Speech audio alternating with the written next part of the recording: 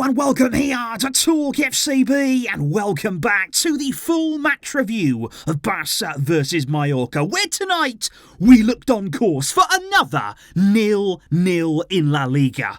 But Lamine Yamal, he had other plans tonight. He had other ideas on this Friday night. And what a goal it was. Honestly, guys, that was magical there. Cutting in on his left. What a finish. We're going to be talking all about the game, which had a few significant moments and also had some puzzling decisions from Xavi, in my opinion. And in typical Barça fashion, it also had injuries, with even Yamal not safe right now. It is all coming up, all discussed right here. So let's do it. Because today, guys, I would like to dedicate this win and that Yamal goal to Jesse, who had already appeared on the Super Thanks guest list, but I guess the first time was so nice, he simply had to do it twice. So thank you indeed for the incredible support there. I really, really appreciate it. And we did have, before kickoff, Robert Lewandowski celebrating something of his own there, the La Liga Player of the Month award for February, which he presented to the fans inside the stadium, but he remained on the bench in this game. He did not start and only came on in the second half. But here's the thing, Xavi still elected not to start Vitor Roque. I mean, I couldn't believe it when I saw there that Lewandowski was not playing. There wasn't going to be a number 9 out there. You thought this is his moment. But no, Marc Guiu started in his place there as the number 9. And of course, I'm still happy for Guiu. He deserves many. He deserves opportunities in this team. But I was still surprised that Raphinha was playing in a midfield position. And it was Koundé, Kubasi, Inigo Martinez and Cancelo along the back line, with Marc-Andre ter Stegen playing and keeping a clean sheet in his 400th Barça game. And I did feel as though, guys, we started the game with a bit of intensity. You know, nothing too crazy. We can't expect miracles right now from Barça, but there was a little bit of energy about our play. And we did have a few nice exchanges there. Raphinha in that midfield position was making some interesting runs. I think there maybe Mallorca weren't expecting the kind of runs that he was making from that deeper position in behind them. They didn't really know how to deal with that. And that's actually where the penalty came from there, because it was Lamine Yamal who picked out a brilliant first-time ball there, picking out one of those Raphinha runs. He's onto it there, into the penalty area, and he's brought down.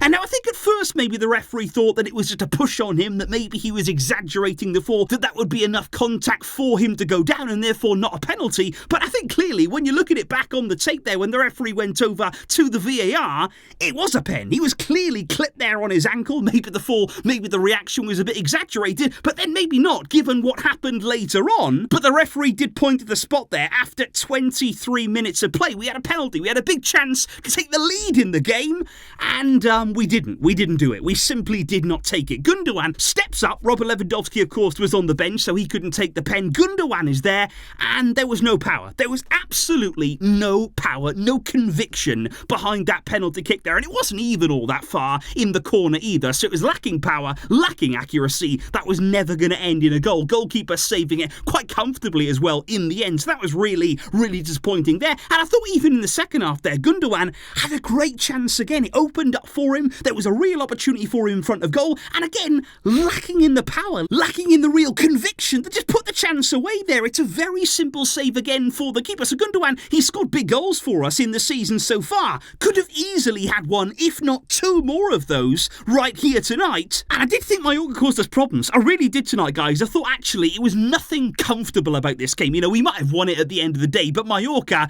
did certainly breach us on a number of occasions there. They had moments where they counter-attacked. Pau Kubasi made some real last-ditch challenges there, sliding in, blocking, really, really important interceptions from him in dangerous moments there with Mallorca, really threatening us in all areas of the field. So Kubasi putting in another solid display. But in that first half, guys, again, it's another injury. Now, I cannot believe it. Every video, pretty much, we talk about injuries with Barça, and it's the same group of players. I mean, Raphinha hasn't even been all that long since he came back from from injury, and now he's out again. Now we're hearing at this point maybe that it was some sort of precaution, that he came off in the 37th minute there, that maybe it's not going to be a serious problem. But when you hear Barca say, oh, don't worry, it's not serious, part of me kind of panics, because their version of not serious and our version of not serious seem to be very different things. So we don't know exactly how long Raphinha is going to be out for right now, but staggeringly, another injury for Barca. It is truly unbelievable,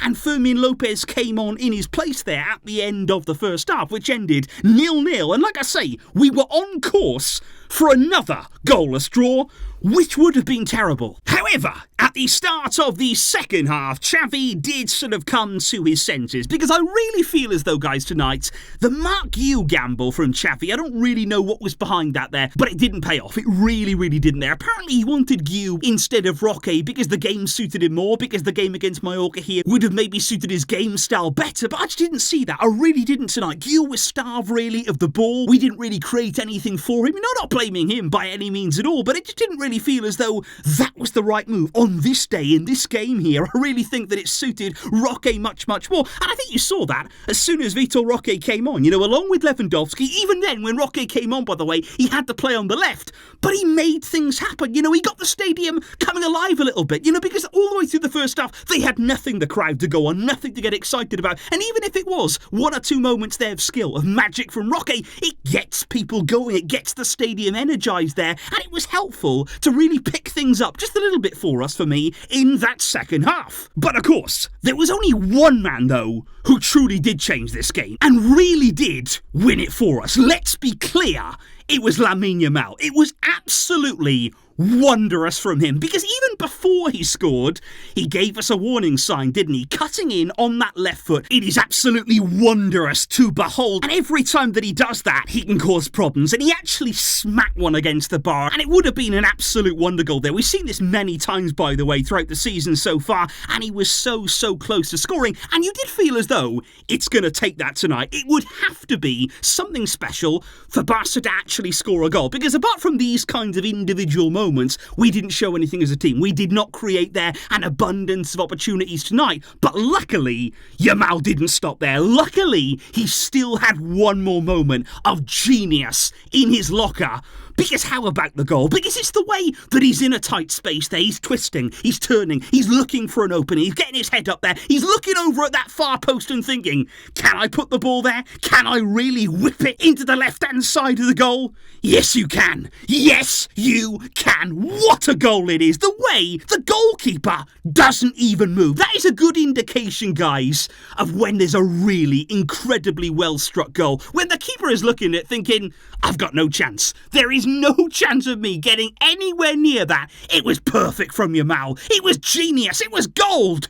And it was a match-winning goal for Barca on the night. Did he deserve that? He was absolutely masterful there, coming alive in the second half, making things happen and coming up with the goods when we really did need it. It was all on him. We are still relying, by the way, on a 16-year-old. That's how good he is. And maybe that's also how not good we are as a team at the moment. But of course, guys, like I say, in Barca fashion, you can't have elation, you can't have celebration, you can't have joy without just a bit of doubt in there, just a bit of relief to say, hang on, are you sure that you want to be too excited? Because then as the game went on, in the final moments of the game, heavy challenge on Yamal. Now, I was wondering kind of, why was he out there anyway? I was really surprised, honestly, that he played the full game tonight, 90 minutes, and the rest, about 98 minutes in total. Yamal didn't really need to be out there that long. He got the winning goal. I think just take him off at that point, because we were already hearing before the game about concerns, about discomfort. He didn't need to be out there the entire game. 16 years old, like I say, we've got to manage him. We've got to be really careful with him,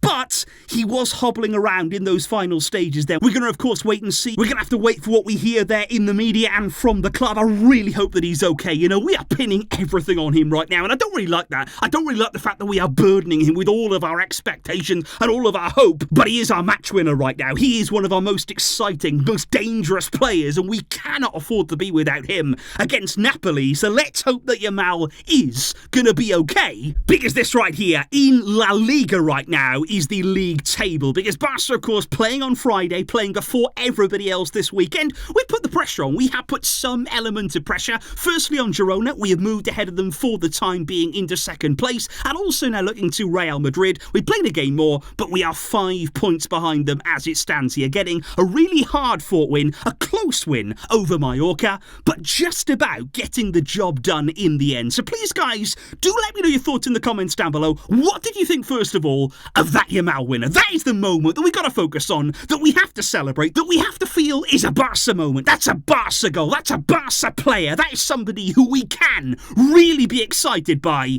But let's hope he's okay. Like I say, let's hope here that we can escape further injuries. But thank you indeed to all of you tonight tuning in, for joining me here in the full match review. I will see you soon with more conversation and more opinion coming your way. Thank you. But until next time, as always, Vishka, Barça.